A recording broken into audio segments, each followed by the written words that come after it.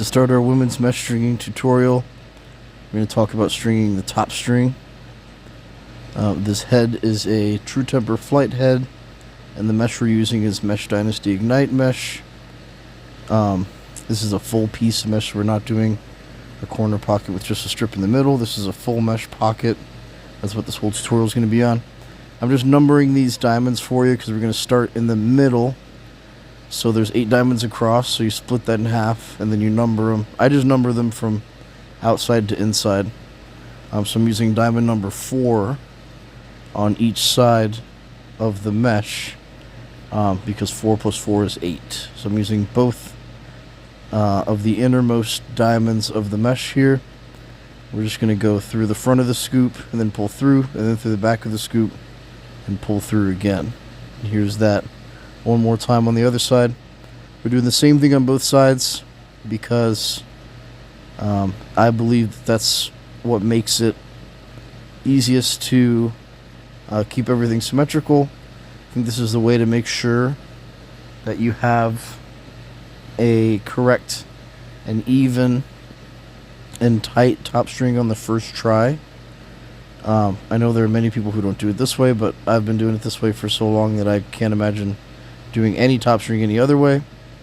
So you can do the double interlocks loosely at first, and then go through and tighten, and then you're just going to go back down through the same diamond that you started with.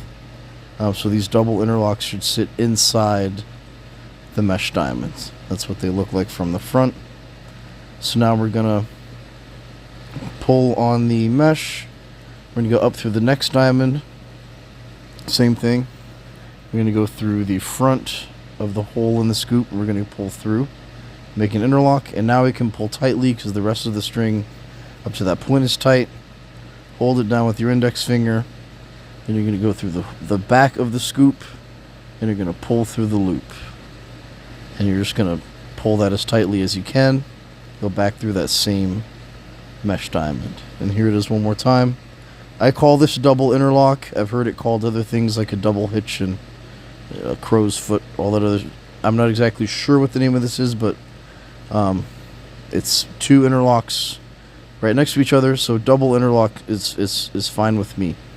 So now we've got 4 interlocks. We've used the innermost 4 diamonds. Now we're going to fold the mesh so that we're going to show 2 7 diamond rows instead of 1 8 diamond row.